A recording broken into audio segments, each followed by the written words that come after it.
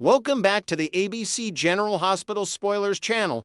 Today, we will learn about the gripping developments set to unfold in tomorrow's episode on Wednesday, November 12, 2025. As Port Charles teeters on the edge of chaos, loyal viewers are bracing for a whirlwind of emotional revelations, shocking discoveries, and high-stakes confrontations that could forever alter the lives of our favorite characters. From heart-wrenching medical emergencies to clandestine alliances forming in the shadows, this installment promises to deliver the intense drama that keeps fans glued to their screens week after week.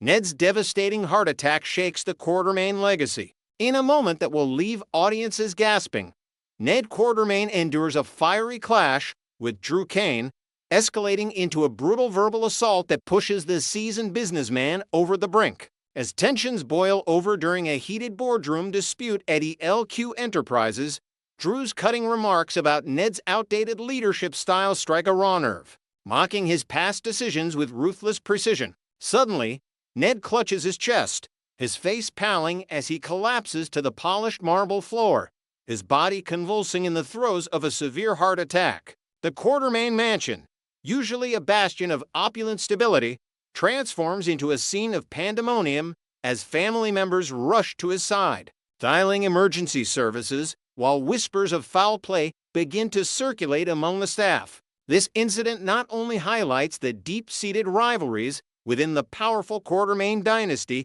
but also raises tantalizing questions about Drew's role. Did his provocation contribute to this near-fatal event? Or is there a darker family secret at play involving hidden health issues Ned has concealed for years?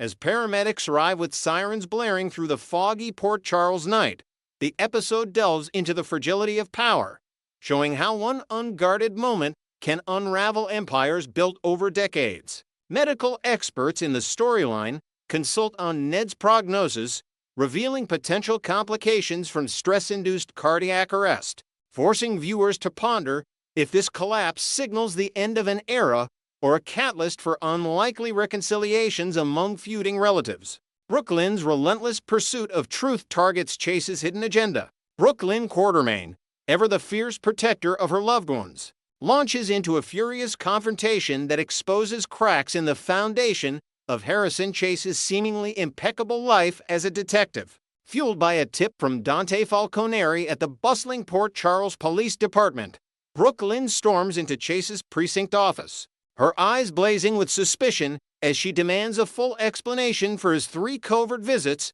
to Willow Tate behind bars. These clandestine meetings, shrouded in secrecy, have sparked vicious rumors across town, painting Chase as a man torn between duty and dangerous temptation. Whispers suggest Willow's vulnerability has ensnared him, leading to late-night confessions that blur professional boundaries. Brooklyn's interrogation uncovers layers of Chase's internal conflict. As a devoted husband, he risks not only his marriage to the fiery Sasha Gilmore, but also his hard-earned badge, with internal affairs now sniffing around for any sign of misconduct. The scene intensifies as Brooklyn pieces together fragments of evidence: a hurried phone call overheard, a suspicious receipt from the prison cafeteria, realizing that Chase's good guy facade might be crumbling under the weight of Willow's manipulative charm. This subplot weaves in themes of loyalty and betrayal, analyzing how personal desires can sabotage careers in a high-pressure world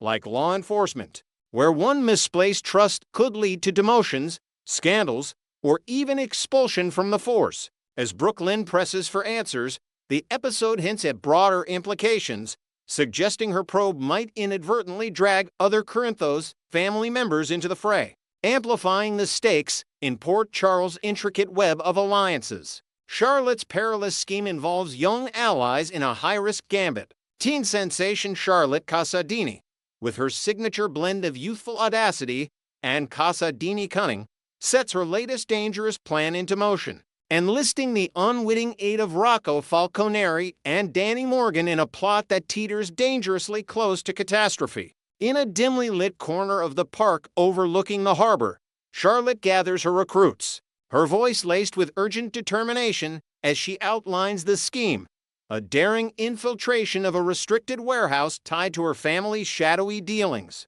aimed at retrieving a stolen artifact that could expose Victor Casadin's lingering influence. For this to succeed, it'll take every bit of courage from all three of us, she declares in a preview clip, her eyes sparkling with mischief while masking the peril ahead and beknownst to the boys. The mission involves dodging security patrols and navigating booby-trapped corridors, where a single misstep could alert dangerous operatives. Rocco, still grappling with his own family dramas, and Danny, eager to prove his street smarts amid his parents' turbulent lives, dive in with naive enthusiasm.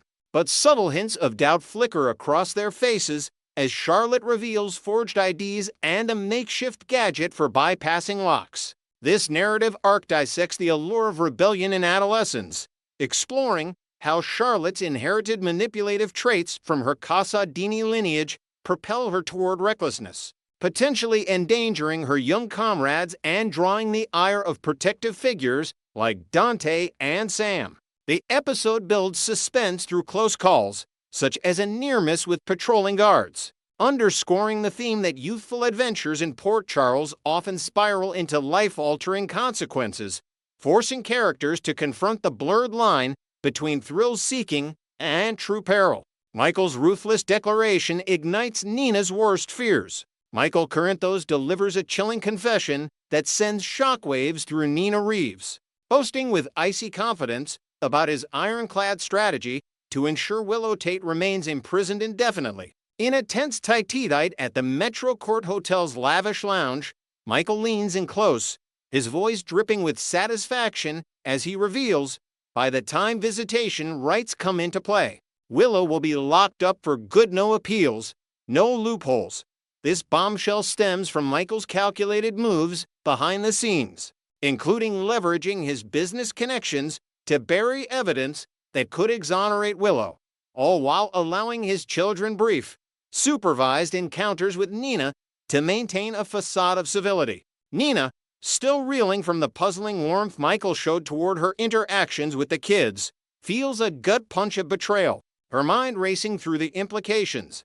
Michael's vendetta against Willow, rooted in years of resentment over her deceptions, now threatens to sever family ties permanently, painting him as a cold tactician willing to sacrifice relationships for revenge. The dialogue crackles with unspoken history as Michael details his airtight legal maneuvers, hiring top prosecutors and fabricating alibis that could extend Willow's sentence, analyzing how his Corinthos ruthlessness mirrors Sonny's legacy, but with a sharper, more personal edge. This confrontation not only heightens the drama between these exes, but also foreshadows explosive fallout. As Nina grapples with whether to fight back through journalism exposes or seek alliances with unlikely Quartermain supporters, turning personal grudges into a citywide scandal. Emma and Gio's spine-chilling find ties loose ends. Emma Scorpio Drake and Giovanni Joe Palmieri stumble upon a horrifying discovery that sends chills through Port Charles, potentially linking directly to Ned's collapse and amplifying the episode's overarching tension. As the young duo explores the dimly lit corridors of the Quartermain estate during a late-night errand, they hear labored gasps echoing from the study, leading them to the crumpled form of Ned on the floor, his pulse faint and erratic amid scattered papers from his argument with Drew. Emma, drawing on her medical family background, springs into action, performing CPR while Joe frantically calls for help, their faces etched with terror as they realize the gravity of the situation. Blood stains on Ned's shirt suggest not just a heart issue, but possible tampering with his medication, hinting at sabotage. This pivotal moment dissects the theme of unintended consequences, showing how Emma's sharp instincts and Gio's quick thinking might save a life, yet expose deeper conspiracies involving corporate espionage at ELQ. The discovery propels the plot forward, with the pair becoming key witnesses, their testimony potentially swaying investigations into whether Drew's taunts were mere words or part of a larger scheme, while forging a budding alliance between the teens amid the chaos. Lulu's vulnerable confession to Olivia strengthens bonds. Lulu Spencer seeks solace in Olivia Quartermain, opening up about her innermost turmoil in a heartfelt exchange that underscores the healing power of friendship amid crisis. Seated on the balcony of the Quartermain boathouse with the harbor lights twinkling below, Lulu pours out her struggles with co-parenting, career setbacks, and lingering doubts about her place in Port Charles after years away, her voice breaking as she admits the fear of losing more family. Olivia, ever the maternal figure with her no-nonsense wisdom, listens intently before offering a comforting embrace, sharing anecdotes from her own battles with loss to remind Lulu that vulnerability is strength. This intimate scene analyzes the restorative role of female solidarity in the soap's world, where emergencies like Ned's health scare draw estranged loved ones closer, potentially paving the way for Lulu's deeper involvement in upcoming family plots. As tears flow, the conversation hints at collaborative efforts to support Ned's recovery, blending emotional depth with hints of strategic planning against external threats. Britt's escalating panic and Liz's uneasy dilemma. Britt Westburn spirals into full-blown panic, her composure shattering as whispers of an impending threat reach her ears, forcing her to confront ghosts from her secretive past. Pacing the sterile halls of General Hospital, Britt overhears fragments of a conversation about tampered patient records, her mind flashing to her own hidden medical history and the Casa Dini ties that could unravel everything. Meanwhile, Elizabeth Liz Baldwin grows increasingly unsettled during a candid talk with Lucas Jones in the hospital cafeteria, voicing concerns over his bold life choices. Lucas, undeterred, affirms his willingness to take risks, specifically alluding to shacking up with Marco Rios despite the potential for heartbreak or professional backlash in their close-knit medical community. This exchange probes themes of personal freedom versus caution, with Liz's unease stemming from her own romantic missteps, while Lucas's determination adds layers to his character arc, suggesting a storyline where love defies odds in Port Charles' judgmental society. Dante's urgent call to action at the precinct. Dante Falconeri rallies the troops at the police station, declaring an all-hands-on-deck emergency that mobilizes the entire force against brewing threats. With maps and files strewn across his desk, Dante briefs the team on interconnected incidents from Charlotte's escapades to Chase's irregularities, emphasizing the need for vigilance as Port Charles edges toward anarchy. This high-energy sequence highlights Dante's leadership prowess, analyzing how his detective instincts weave disparate clues into a cohesive strategy, potentially averting disasters that could engulf the town.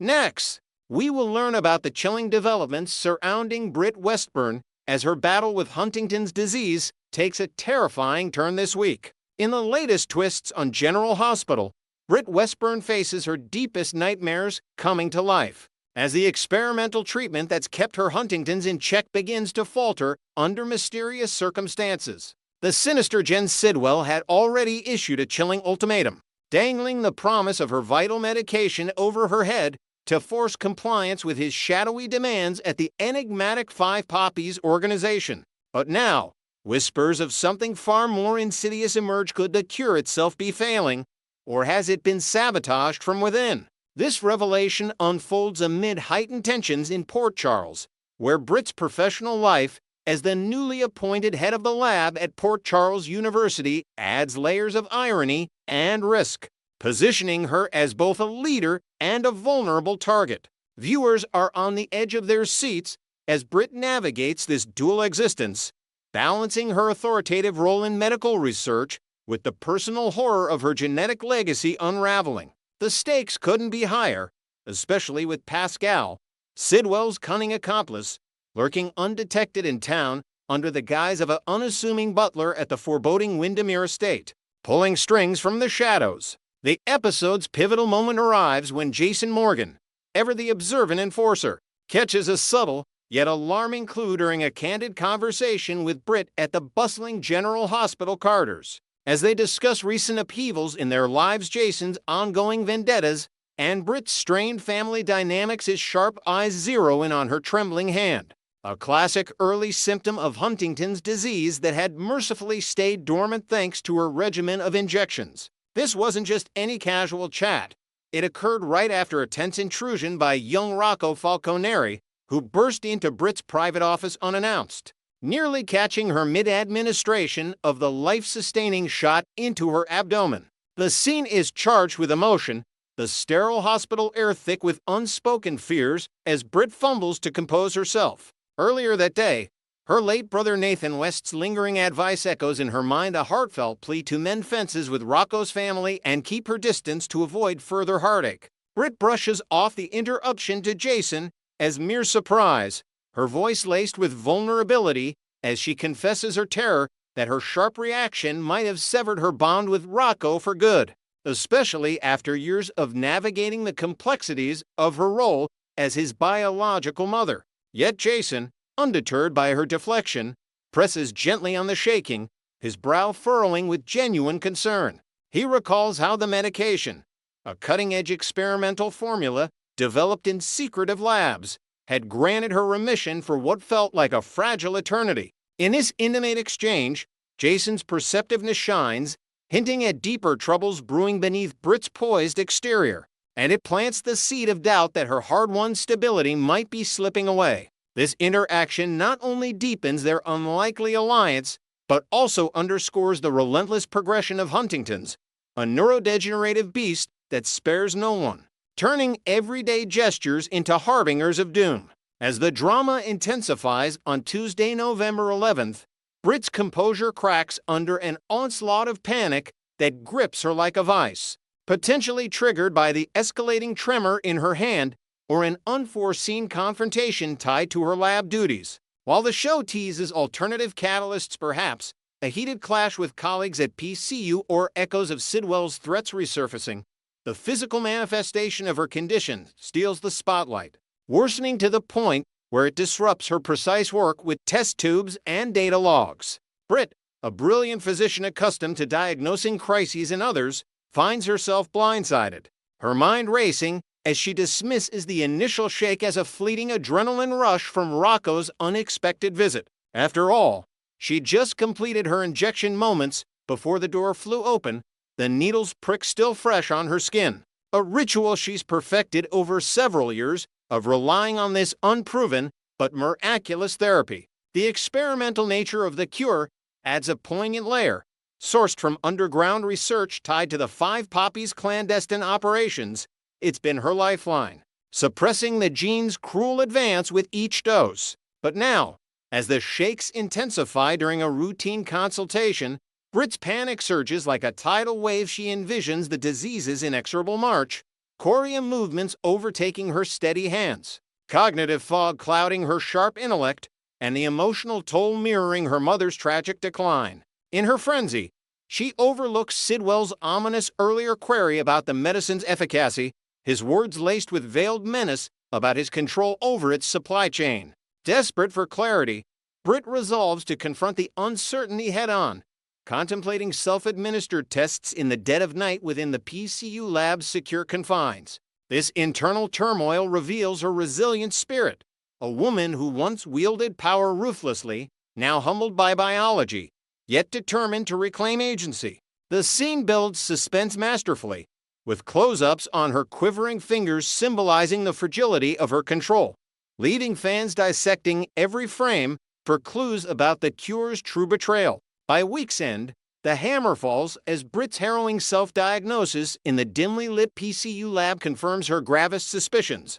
The Huntington's treatment has lost its potency, plunging her into a vortex of despair she never anticipated. Huddled over medical equipment she's commandeered for personal use, blood analyzers humming softly, genetic sequencers whirring through data. Britt uncovers irrefutable evidence that the remission is crumbling, with biomarkers spiking in ways that scream progression. Yet, in her isolation, she misses the elaborate deception at play.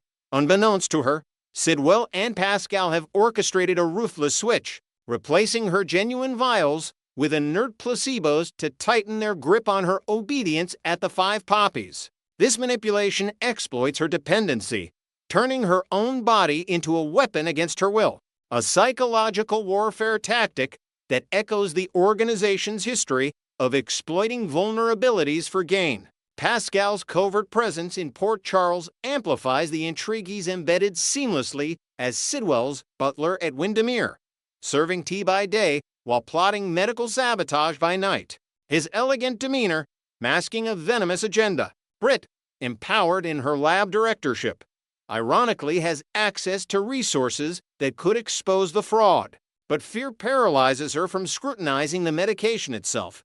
Without the proprietary formula, guarded like a state secret by her captors, testing it feels like an insurmountable hurdle. Her oversight stems from sheer terror. The emotional weight of Huntington's, inherited from her domineering mother Lisa Lobrecht, has always loomed as a familial curse, and now it threatens to eclipse her hard-fought redemption arc. As results flash on the screen, Britt collapses into a chair, tears streaming, grappling with visions of a future stolen, professional exile from the lab she cherishes, fractured relationships with Jason and Maxie, and the haunting isolation of a mind and body in revolt. This confirmation isn't just medical, it's a narrative pivot, forcing Britt to weigh alliances, secrets, and survival in Port Charles' treacherous web, where trust is as fleeting as her cure's effects. Fans are left reeling, pondering if Jason's intuition will lead to salvation or if Sidwell's web will ensnare her completely.